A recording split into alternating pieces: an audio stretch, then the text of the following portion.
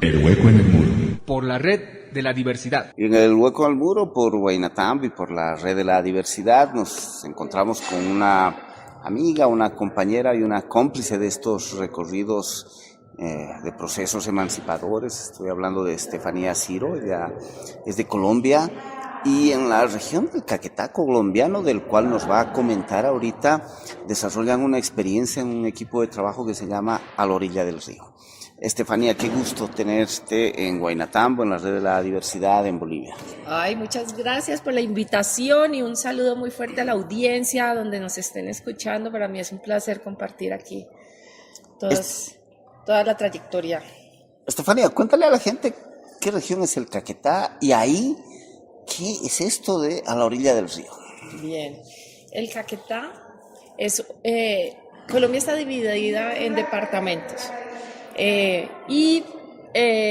Una de las regiones principales, el 40% del país, es Amazonía. El Caquetá es el departamento más poblado de la Amazonía colombiana. Entonces, ustedes cierren los ojos, justo el centro de Colombia está Bogotá, bajen 500 kilómetros hacia el sur, cruzan la cordillera oriental, la cordillera de los Andes, que es el piedemonte amazónico, y ahí, entrando a la llanura de la selva, está Florencia. Y están todos los pueblos, y está el Caquetá. El Caquetá es un departamento que es conocido era antes conocido como los territorios nacionales o intendencia, no llegaba a tener el estatus de departamento. Es un territorio que fue concebido como un territorio de gente salvaje, de un lugar de explotar, donde les tocaba llevar la civilización. Es indígena, hay pueblos muinanes, coreguajes, hay una colonización campesina muy fuerte que viene desde el centro del país. Entonces, después de la violencia. Entonces es un territorio que se convierte también en un lugar de oportunidades para la vida campesina después de toda la violencia en el centro del país. La gente veía el Caquetá como el lugar donde estaban las oportunidades y donde había tierra.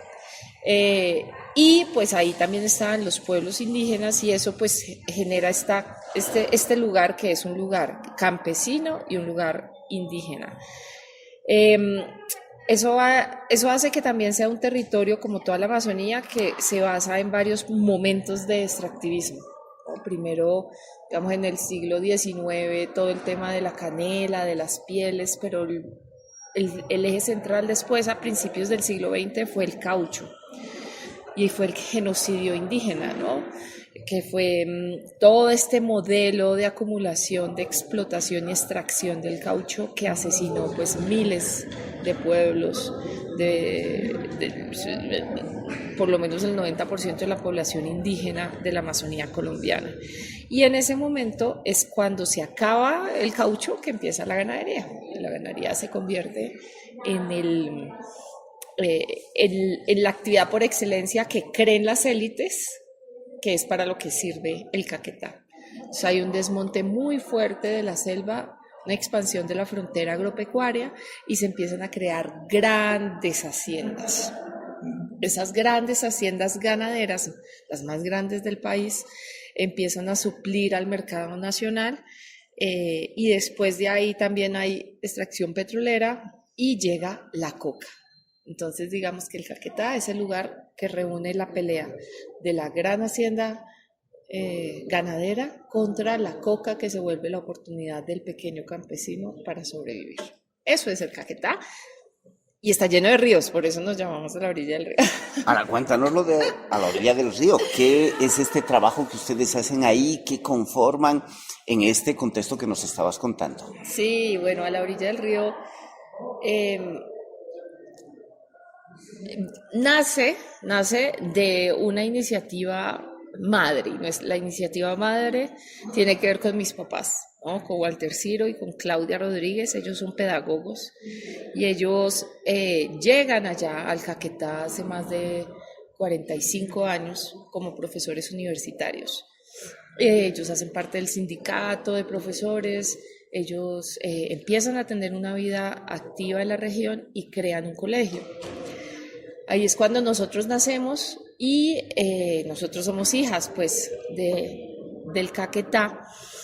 Y a la orilla del río es un colectivo que surge de gente alrededor del colegio, de personas que se mueven alrededor del colegio en un momento específico, y es cuando empiezan primero los acuerdos de paz con las FARC. Entonces pasan muchas cosas, ¿no? No hay... el Caquetá es un territorio en el cual las FARC pues fue un lugar emblemático de la guerrilla y de la colonización muy influida por la guerrilla y del Plan Colombia. Ahí tenemos 3 bases militares gringas, Tres Esquinas, La Arandia, también el Araraquara tiene una base, entonces imagínate un solo departamento con 3 bases militares gringas. Y a la vez que se hacían los acuerdos de paz, que iba a cambiar pues tectónicamente la región, se creó, se expandieron las petroleras. Entonces, de repente nuestro departamento estaba dividido en 40 bloques petroleros. Entonces eso nos movilizó a como quienes estábamos alrededor. Nosotros somos egresadas del colegio, pero pues ya nos habíamos ido a hacer la universidad, y eso nos motivó a movernos en defensa del agua. Una de las movilizaciones más grandes de esos tiempos fue precisamente que el Caquetá se despertó en contra de las petroleras por el agua. Y ahí nos sentamos y dijimos, ¿qué somos? ¿No? En esto que se mueve, en la defensa de lo que nosotros nos hemos formado y hemos aprendido, porque también pues tenemos el privilegio de haber podido hacer la universidad, de allá hay una universidad y hay gente muy preparada. Entonces dijimos, no, pues formémonos como un colectivo, y somos un colectivo bien fractal. Se llama La Orilla del Río porque todos crecimos realmente en el Caquetá al lado del río, y era lo que precisamente estábamos defendiendo en ese momento en contra de la explotación petrolera. ¿Y qué están haciendo con A la Orilla del Río en ese territorio concreto, con estos aportes de gente que se ha movido, además que está en discusiones grandes, macro, como tú, ¿no? Discutiendo temas vinculados a la geopolítica, a toda esta economía en torno a la cocaína, etcétera, etcétera, pero haciendo un trabajo concreto en territorio? ¿Qué es lo que hacen con A la Orilla del Río? Entonces, ahí empezamos a madurar muchas cosas, porque vamos pasito a pasito. Nosotros no tenemos un financiamiento fijo, sino que nos vamos moviendo según nuestras capacidades y trayectorias de vida. Entonces ahí conjugamos varias cosas. Nosotros nos constituimos pensando en 3 cosas. Primero, nosotros no acompañamos la movilización, sino somos parte de la movilización. Es decir, nosotros hacemos parte de la defensa del territorio. Tenemos amigos en organizaciones campesinas, amigos en organizaciones indígenas, que ellos tienen sus propias representaciones, sus propios voceros y dinámicas, pero todos nos unimos en torno a la defensa de la Amazonía. Pero segundo es que había una cosa que nos resultaba muy complicado, y era que la región siempre la escribían otros, y la investigaban otros desde afuera, ¿no? O la narraban otros, o el periodista de afuera, pero no había una dinámica interna de charlemos qué pasa en el Caquetá, desde el Caquetá, o de la Amazonía, desde la Amazonía. Entonces, una de las cosas que nosotros nos propusimos es fortalecer la opinión pública regional. Yo creo que fuimos la primer página y el primer medio de comunicación desde la Amazonía. No con la pretensión de la chiva ni del periodismo, sino de generar análisis y opinión en torno a la región. Entonces, eso es un segundo punto, y también llamar la atención porque hayan más medios alternativos regionales. Nuestros periódicos allá siempre son controlados por los partidos políticos tradicionales. Eso sí es muy claro. Entonces, que en estos contextos de colonización y de pueblos tan lejanos, pues que haya una opción de pensar algo diferente, pues también es importante. Y un tercer punto es fortalecer la investigación regional desde la región. Es cómo hacer que que hayan profesionales que escriban sobre su región, que las organizaciones escriban sobre su región y dinamizar ese escenario. Entonces, ahí empezamos a trabajar y creamos y empezamos, surgió de repente en la época de la pandemia, bueno, después de todo el tema de la defensa del agua, también se vinieron los acuerdos de paz. Y ahí es cuando yo me especialicé en el tema de política de drogas, de coca y de conflicto armado, ¿no? Porque imagínense un actor tan fuerte como las FARC, que tenía un control tan fuerte sobre el territorio, que de pronto desapareciera, pues eso genera unos cambios muy fuertes en la región, la aparición de nuevos actores, de nuevas tensiones y contradicciones. Entonces, se articularon las dos agendas, la del conflicto armado con el conflicto socioambiental. Entonces, ahí es cuando creamos la Escuela de la Vega y la Montaña. ¿Por qué? Porque hay, lo que yo te comentaba, hay un actor súper importante en el departamento y es el campesino. Toda la colonización de la Amazonía se hizo con base en todos estos campesinos que cruzaron la cordillera y llegaron y formaron una cosa que es muy importante para las audiencias ahorita que nos están escuchando, que se llama las Juntas de Acción Comunal.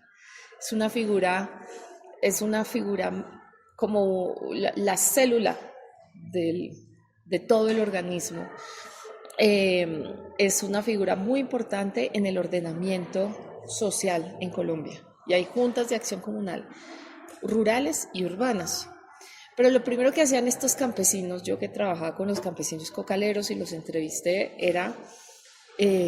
lo primero que llegábamos a hacer era hacer la junta de acción comunal y definir quién era el presidente, quién era el tesorero, quién era el secretario, quiénes son los vocales, y creamos la vereda y le ponemos nombre a la vereda, ¿no? Y ahí entonces ustedes tienen la novia alta, la novia baja, todos los nombres, santuario y tal, todos los nombres de las veredas que se fueron conformando como Estado en un territorio en el que pues no había ninguna garantía constitucional. Entonces, desde las juntas de acción comunal son un lugar muy importante de tomas de decisiones del territorio. Ahí es donde se toma la decisión sobre qué se hace en el territorio. Y por supuesto, en el marco de la guerra, las FARC en su escenario político y en su escenario organizativo llegó a constituir unión de juntas de acción comunal con la gente, y la gente entonces creó núcleos y que fue como la siguiente figura después de la junta, la siguiente figura, que era unión de juntas. Entonces eso empezaba a generar soberanías más grandes sobre el territorio y la toma de decisiones. Y pues esa relación también de las juntas con las guerrillas también hay que tomarlas con pinzas, porque la gente dice, no, es que son campesinos guerrilleros o algo así. Y no, ahí se juegan unas soberanías y unas autonomías también muy fuertes frente al actor armado. Entonces, eso también complejiza la toma de decisiones sobre el territorio. Entonces, cuando se van las FARC, nosotros decimos, lo que hay que fortalecer son las juntas de acción comunal. O sea, ellas son las soberanas sobre el territorio. Y entonces ahí empezamos y creamos una cosa que se llama la Escuela Andante de la Vega y Montaña, que es con todos estos amigos que tenemos en organizaciones campesinas, también en indígenas, colegajes profesionales, ciudadanos en general, pues es empezar a generar formas de fortalecer las juntas de acción campesina, de acción comunal, a través del arte, a través de todas las formas de arte, de música, de pintura, principalmente pintura, teatro, lectura, hacemos ejercicios de lectura para los niños también, porque pues son territorios que carecen de todo, carecen de escuelas también, de profesores. Entonces, ese fue como nuestro objetivo, crear la escuela andante, porque es itinerante y porque también fue la forma en que aprendimos nosotros desde chiquitas, ¿no? Mi papá nos llevaba por la finca, adentro, a caminar la selva, y así uno iba aprendiendo muchísimo de la vida. Entonces es como replicar esa manera en que aprendemos tantos en el Caquetá, que es andando la selva. Ese andar la selva, me contabas, reencuentra a la gente también con su propia biodiversidad, con sus plantas, con su botánica, con su riqueza, con su sabiduría y se reapropia de alguna manera de eso que está ahí en su cotidiano. Cuéntale un poquito Sí. también a la gente cómo eso está ocurriendo cotidianamente en el trabajo de ustedes. Sí, yo la verdad soy la más aburrida del grupo porque por ejemplo, hay biólogos y hay artistas. Y entonces, hace como 3 años nos sentamos y dijimos, ¿qué queremos? ¿Qué queremos ser? Y dijimos una cosa que se llama el CESIA: conservación, educación, investigación, autonomía. ¿Y qué más era? Investigación, educación, saber, autonomía y bueno, ahí está. Investigación. Investigación, sí. Conservación, educación, saber, investigación y autonomía. Y entonces, seguimos trabajando y hay una pelea muy fuerte ahorita en la Amazonía. Así como en Bolivia está esta destrucción de los bosques, de las selvas, de las tierras bajas, en la Amazonía también, y se está construyendo también el discurso de la restauración. La restauración. Pero la restauración está dirigida por los grandes cooperantes internacionales y lo que dicen ellos es que, claro, y estamos de acuerdo, pues hay que ser semillas nativas, Entonces están creando una serie de red de viveros, pero son viveros normalmente de gente de fuera, que empiezan a tener viveros de plantas nativas y por supuesto pues estas grandes restauraciones demandan 10.000 plántulas, 20.000 plántulas, no. Y claro, la gente en pequeño, comunitario, pues no puede competir ni acceder a eso, sino se empieza a monopolizar. Y segundo, la semilla, pues yo quiero que la audiencia piense qué es una semilla. Cuando uno tiene una semilla de una planta, es la historia genética milenaria de la humanidad, de lo humano y de lo no humano, ¿no? Porque ha sido transformada por lo humano, pero también trae la vida en una cápsula de miles de años de un árbol. Entonces, ese conocimiento de cómo se maneja una semilla y de dónde viene la semilla y cómo sembrar la semilla es un conocimiento disputado por Occidente. ¿Por qué? Porque ahora se mercantiliza, ¿no? Poder sembrar un árbol nativo y venderlo, ¿no? Entonces se mercantiliza nuestro germoplasma. Entonces nosotros dijimos que queremos hacer un centro de propagación de especies y hicimos un centro de propagación. Y a la orilla del río, se llama también a la orilla del río porque tenemos una reserva al lado del río San Pedro, que es un río precioso, amazónico, donde nos bañamos, donde hemos crecido, donde lo cruzamos, donde vienen los amigos. Y entonces ahí fue donde hicimos, en esa reserva, empezamos a pensar qué tiene esa reserva para enseñarle a los campesinos alrededor y a enseñarnos a nosotros como humanidad. Entonces hicimos el centro de propagación. Pero claro, la gente siempre sigue, todavía no se ha desarrollado una actitud crítica sobre por qué estamos entregando nuestro germoplasma a que lo vendan las grandes viveros, ¿no? Entonces lo que queremos es empezar a poner en la duda de la gente el valor que tiene la montaña, ponerlo en presente. Entonces, después de hacer el centro de propagación, decimos cómo conectamos el centro de propagación con la gente. Y ahí es cuando nos inventamos la revolución botánica. En Colombia, el preámbulo de la independencia se hizo con una cosa que se llamó expedición botánica realizada por José Celestino Mutis, ¿no? Y pues nosotros en América Latina conocemos a Humboldt, este viajero que además pues le enseñó a Bolívar, inspiró a Bolívar en alguna forma, pero que caminó, dibujó y aprendió tanto de nuestra tierra y lo divulgó también de formas peligrosas, pero eso es otra cosa. El punto es que esa reflexión sobre la expedición botánica en parte fue lo que nos dio identidad como pueblo latinoamericano, ¿no? ¿Cuáles son las plantas que tenemos? ¿Cómo llamarlas? ¿Cómo se pintan? ¿Cómo nos conectamos con ellos? Y plantas que ahora nos parecen, por lo menos en Colombia, normalísimas, ¿no? La curúa, la maracuyá, cualquier mata que vemos en cualquier lugar, pero en esa época eran como un descubrimiento para los criollos que estaban haciendo. Entonces lo que queremos hacer es repetir una forma de expedición botánica movilizadora en torno a la defensa de la Amazonía. Entonces le decimos que es una revolución botánica porque es llevar a los niños, jóvenes, adultos y adultos mayores a caminar por la selva, a observar, a aprender con nuestros amigos del colectivo que son los biólogos. Ellos nos enseñan y nos dicen esta planta esto, esta orquídea esto, mire, así funciona. Después de eso salimos y nos ponemos todos a pintar lo que queremos y hemos recogido, 200 pinturas de 200 personas diferentes que han hecho parte de este ejercicio y poquito a poco vamos haciendo nuestra propia revolución.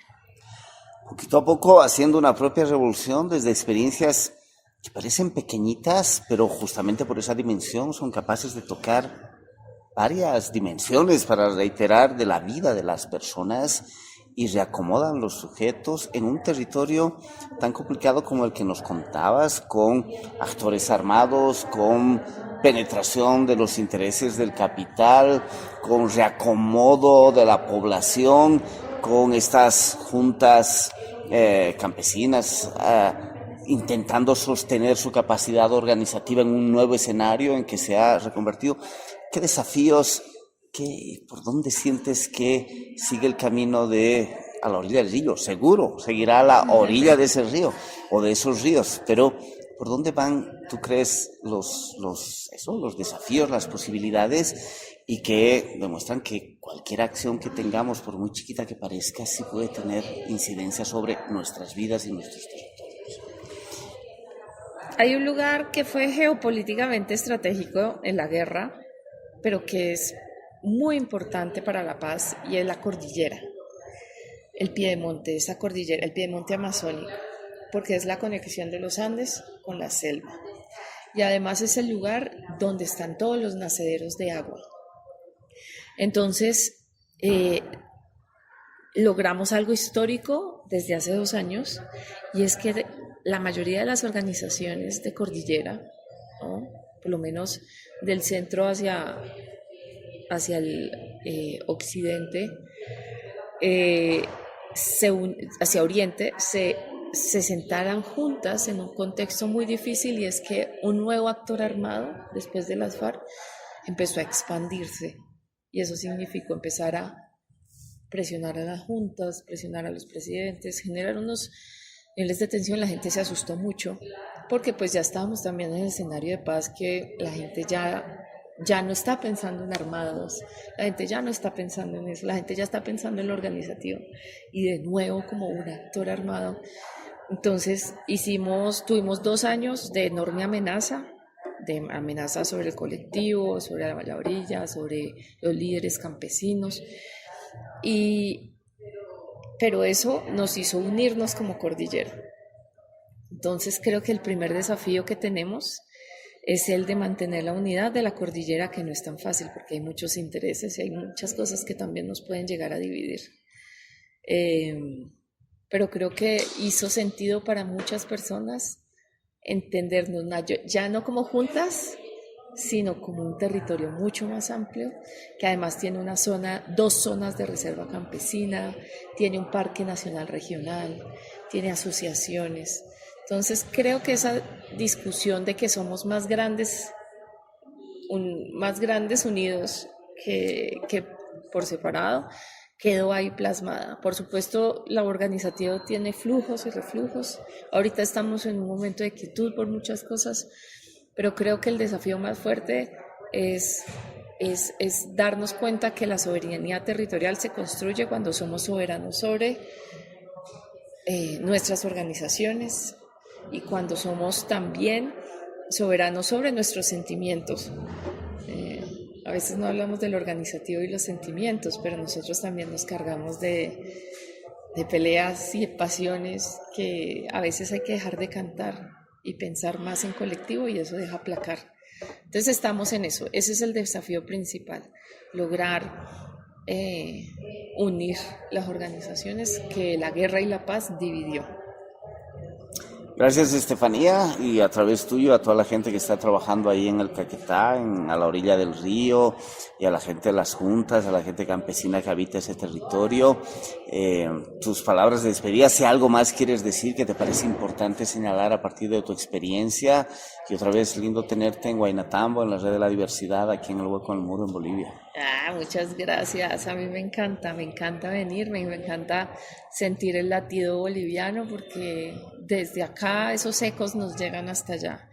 Yo les quería decir que para nosotros es muy importante la memoria histórica y la memoria histórica, ahorita estamos haciendo justo una ruta de memoria histórica en un territorio y pensar la memoria y las luchas de nuestros padres, nuestras madres, abuelos y abuelas nos permite situarnos en una proyección de futuro y nos paramos en un presente donde se filtra tanto el futuro como el pasado y que lo clave al final es entender que hay caminos, que se abren caminos, que es urgente defender esos caminos y que nos acompañemos todos juntos a la orilla del río.